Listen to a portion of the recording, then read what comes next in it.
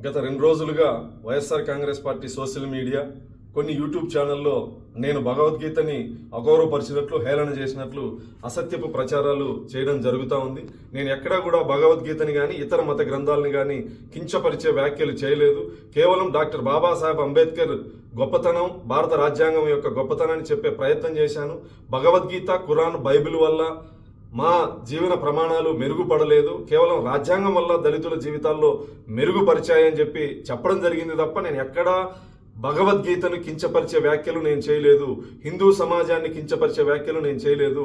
కేవలం ఆంధ్రప్రదేశ్లో ప్రస్తుత పరిస్థితులు, తుఫాను ప్రభావిత ప్రాంతాల్లో గౌరవ ముఖ్యమంత్రి గారు చేస్తున్నటువంటి కార్యక్రమాలు, ప్రజలు హర్షం చేస్తున్నటువంటి పరిస్థితుల్లో కేవలం డైవర్షన్ కుట్రలో భాగంగా YSR Congress party social media చేస్తున్నటువంటి అసత్యపు ప్రచారం. నేను హిందువుని, దళితుణ్ణి.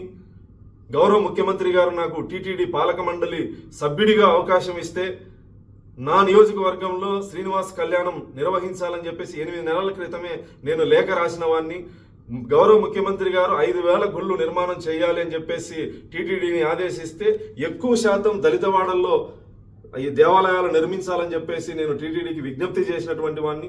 కేవలం కొంత సోషల్ మీడియాలో వైఎస్ఆర్ కాంగ్రెస్ పార్టీ పనిగట్టుకొని నేను క్రైస్తవుని అసత్యపు ప్రచారం చేస్తా ఉంది. నేను ఈ సందర్భంగా వైఎస్ఆర్ కాంగ్రెస్ పార్టీ నాయకులకి సవాల్ విసురుతాను.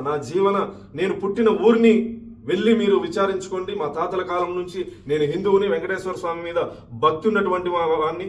మీ కరుణాకర్ రెడ్డి లాగా ఇంట్లో ఒక మత ఆచారాన్ని ఆచరించి, క్రైస్తవ మతాన్ని ఆచరించి పదవి కోసం బయట హిందువుల డ్రామాలు ఆడేటువంటి వ్యక్తిని కాదు. నేను హిందువుని, దళితుణ్ణి, వెంకటేశ్వర స్వామి మీద నమ్మకము, భక్తి ఉన్నటువంటి వాడిని.